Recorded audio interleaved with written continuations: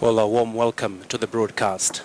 Senate Speaker Ekwe Ethuro has declined to adjourn a special sitting on the Election Law Amendment Bill as senators raised concerns over the heavy police presence around the Parliament buildings, which has now been cleared.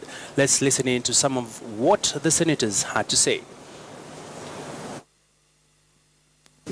Mr. Speaker, all the roads leading to this Senate are barricaded. And Mr. Speaker, if it is not by your order, could you therefore confirm to this House that this Senate has lost its independence from the executive and that we have now been held captive? Now, what is happening outside Parliament is beyond even what is in the Powers and Privileges Act, which means that when Parliament is sitting, nothing should appear as if there is restriction of a member of Parliament getting into the palaces of Parliament, if I may put it that way. Now, obviously, Mr. Speaker, this morning what happened to me, like other members of Parliament, is that I could not access Parliament using my car. And when I had a little argument with the members of the police, but a very gentle conversation, it was as if I did not obey what they were telling me, then I will not have access to Parliament. Mr. Speaker, the question that I'm raising is for you to confirm to us that the barricading of the road to Parliament, the access to Parliament, are these police officers under the instructions of Parliamentary Service Commission, or whose instructions are they acting on, Mr. Speaker? Because, Mr. Speaker, it is important that for Parliament to operate independently. And, Mr. Speaker, we also appreciate that, you know, the National Police Service Commission, Mr. Speaker, is supposed to be an independent institution. Mr. Speaker, on this issue of barricading Parliament, Mr. Speaker, I request that you direct that the committee in charge of Interior, the Committee on Security, under our experienced Senator Yusuf Achi, takes action on this issue. First, they can you order the removal of the barricades, Mr. Speaker, so that the Parliament can have its own supremacy to exercise this mandate. Thank you, Mr. Speaker. That when the tools of state coercion are littered all over Parliament, it sends an extremely negative signal. If they want to do it, if the National Assembly is meeting, let them do it. But, Mr. Speaker, for the sake of this Senate, let there not be police presence. Senators are friends in addition to the fact that they are adversaries in their own political terms. It is wrong, immoral for the police to barricade the road to Parliament. This Parliament is a Parliament in a democratic order, and we are not about to reverse it. So, Mr. Speaker, I suggest what Senator Wetangula suggested, that we adjourn until the police removes the barricade, so that people can see that we are in an atmosphere of democracy, that democracy is not only being practiced, but being seen to be practiced. Yes. But when I was coming in, Mr. Speaker, what message are you sending when I see images that there is a barricade by police? What does the police need to be in Parliament for? So, Mr. Speaker, can you order that so that we can then come back? Because Kenya is not about to be a police state. Well, those are the latest from Senate, where the senators were actually raising concern around the barricading of the roads. And we now want to cross over to Parliament, where we have our reporter Patrick Amimo joining us live. And good afternoon, Amimo. Just paint for us a picture of what's currently happening where you are. Thank you, Abi.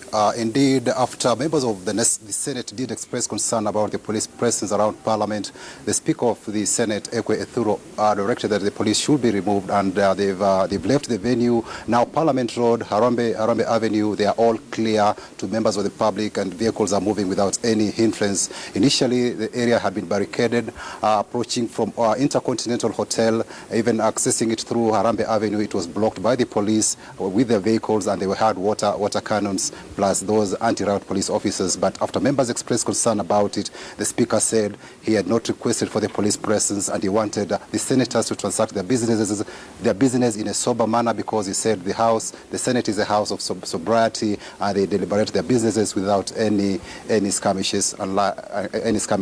So that is what happened. But as it were, the election laws is one of the things that has really raised concern in the last 1 week after the National Assembly did pass the amendment laws, and that necessitates the special Senate sitting today. And we are waiting the Speaker to table that particular election amendment law to the House for the first reading. It's after that the Senate's Justice Committee, Senate's Legal Affairs Committee will now invite stakeholders to give their views on that particular election amendment laws. And in fact, at County Hall here, I have at least the President of the Law Society of Kenya, who are among the stakeholders that have been invited by the Senate's Legal Affairs Committee, and they've heeded to the call. Just Mr. Isaac Okero, just looking at it, you had an invitation, and I see you already at the County Hall waiting to present your views to the Senate. Why did you feel it important to honor these summons? Well, I think it's important that the voice of the public is heard. This is what public participation requires by Constitution. In fact, I had to break my holiday and catch a flight to Nairobi to make sure that the representations made on behalf of the LSK can be made by me. Yes.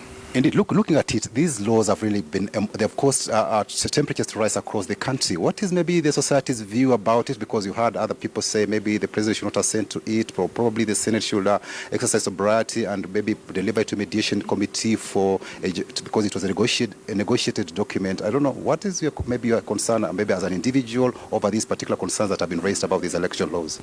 Well, I don't want to preempt my presentation to the Senate Legal Affairs and Human Rights Committee, but I will say that at an important time in history as now, it's important that we remember where we've come from. We must remember what we have gone through. We must also remember what the Constitution provides, particularly at Article 38 and Article 81, in fact, the whole of Chapter 7. And that should guide us in a determination of how the preparations of elections and the staging of elections should be done. Elections are not about political parties or indeed about politicians. The election is about the nation and about the citizens' right to participate in the election, in a free and fair election, the process of which must be credible, transparent, accountable and verifiable. And that is why whenever there is a discussion by the various political forces as to how to prepare for an election, consensus really must be the only way, because you want to carry the entire nation with you. Indeed, those are the views of the LSK president, Mr. Isaac Okero, and in fact he's been invited here and he's come to share his views. In fact, with me again we have here the SUPKEMs. SUPKEM was also invited, and we have a representative from SUPKEM here, Mr. Aden Wach, who is just joining me just briefly also to give us his side of the story. Maybe as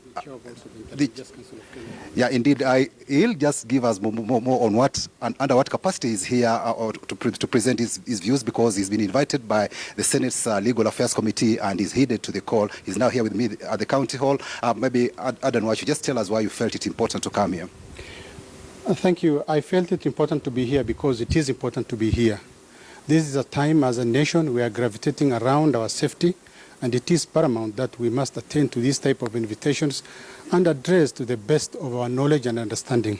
Now, I am here as the Secretary General of the Supreme Council of Kenya Muslims and also the Chair of the Interreligious Council of Kenya. I do not want to preempt my presentation to the Senate Committee, but then what I want to say at this juncture is to call upon the opposition leadership and the government to exercise sobriety and not allow emotions to overcome reasons at this trying moment in our lifetime. It is very important if we get together and sort out our problems, and that can only be done if we do a dialogue. That is what, as religious leaders, we would heavily like to gravitate around this session today, principally dialogue, and bring the government and the oppositions together and see where we think that same law which we jointly passed needs requirement, and I think we can be able to overcome. Thank you indeed, Secretary General for SUPKEM. Indeed, we've seen there are so many stakeholders here. We have Kenya Daima, we have KEPSA represented, and some are saying that we also have the IEBC CEO, Mr. Chiloba, who is also present, but majority are saying that they don't want to preempt their views now, and we'll wait until the Senate Legal Affairs Committee convenes the session, and the session will be live. That's when we'll get to know what each stakeholder has to say about these controversial and contentious election laws in the country. Back to the studio again. Well, many thanks there, Patrick Amimo, coming to us live from County Hall, just giving us an update into the Senate sittings that were actually meant to kick off today. And of course, in the afternoon, we'll be having more updates from that side.